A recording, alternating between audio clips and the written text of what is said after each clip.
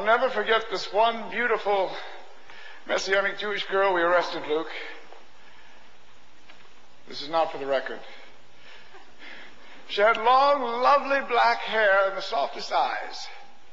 But what infuriated me was when she saw us coming into her house and tearing up the furniture. Instead of screaming like the other Messianic Jewish women, she was standing in the back, moving her lips, speaking calmly to someone, but staring at me. There was too much noise in the room to hear what she was saying. I had to press close to her face to hear, you understand. Oh, she was praying for my soul in the name of this dead Nazarene. I shook her. I tried to make her blaspheme his name. I said, "You sure hear him like a Jesus, a curse on you. Say it!" She began to pray louder, defying me. Suddenly the room became deathly still while everyone paused from tearing up the furniture to listen to this beautiful Messianic Jewish girl praying at the top of her lungs for the Nazarene to save my soul. I was embarrassed beyond words. I shook her. Someone dragged her off to be locked up with the others, and Luke, if I had taken time to take a wife, as my rich father was insisting, since I was an ordained rabbi, possibly headed for membership in the Sanhedrin, and Luke, if she and I had met under, how shall you say it, different circumstances, I might have allowed myself to feel an attraction. Never become a religious fanatic, Luke. Doctors are hard enough to deal with as it is. Who are you talking to just now? Well, what did the guard want? I'm terribly sorry I'm making too much noise. Tell him to go sharpen his sword. There's nothing worse than being hit on the neck with a dull sword. They won't even let me have a knife down here to cut my hair. I look like Samson without the muscles. Oh, I'd give anything for one warm bath, Luke. I'm reminded of that couple we spoke to in Philippi, Luke. Do you remember? They both had leprosy and she was blind. They were beggars sitting on a dunghill by the city gate. You remember? They seemed anxious to meet us until they found out we had no money. Then the man became preoccupied with himself. He was pulling off these horrible pieces of skin from under his leprous rags, rolling them up into neat little balls, examining them with the greatest interest, and then throwing them carelessly over his shoulders. Do you remember that, Luke? Finally you said, "Excuse me, I'm Dr. Luke. I'd like you to meet the Apostle Paul." That's how you said it, Luke, the Apostle Paul. He said, "Leave me alone. I'm busy. I'm working on something." We see that, yes.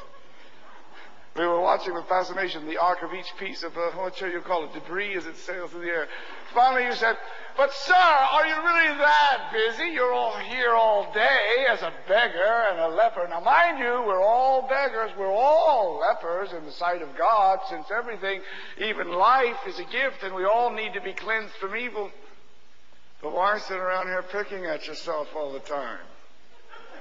Won't you let us help you? I don't need religion. At that point, you became exasperated, if you'll recall, Luke. You said, "I'm not talking about mere religion. I'm talking about righteousness. It's a gift. You're a beggar. Take it.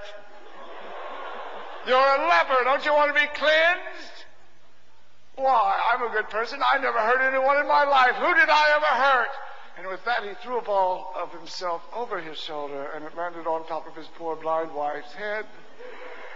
Finally, our hearts went out to this poor blind lady with the pile of her husband's debris on the top of her head. You went to her, Luke, and you said, "We recognize that you're a blind man, but if you'll let us lead you, we'll take you to where the Apostle Paul teaches, here at Lydia's house in Philippi.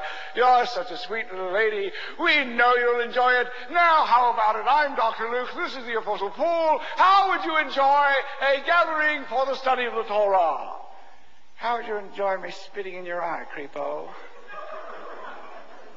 I've never seen you at such a loss for words, Luke. Whenever I get sad, I think about the expression on your face, and I get happy all over again.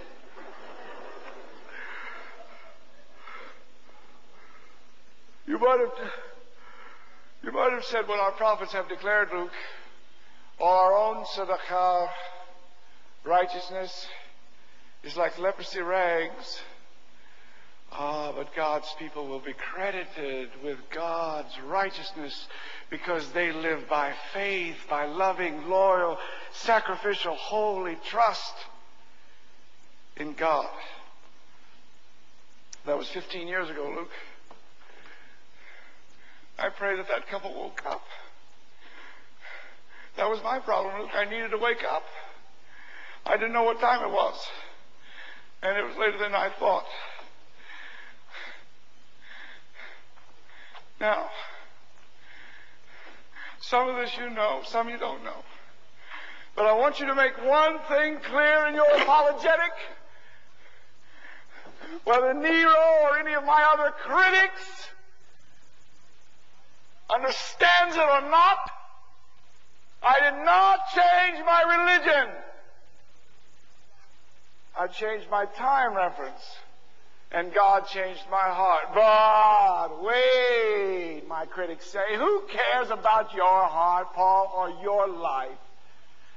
Other rabbis have been defrocked. Other Jews have been excommunicated. Of what great moment, Paul, is your incessant teaching, your endless sermons? What great battle rages in the trial of my life? What is at stake here? Luke, what am I fighting for? Only the salvation of Israel and the world, nothing more. And if the issue of this conflict is of no import, where is there any weighty drama? Eat, drink, and be merry, for tomorrow we die. And if what I attest about the Nazarene is not the truth, then we, his suffering servants, are of all men most pitifully, tragically naive, and the hope of Israel is dead.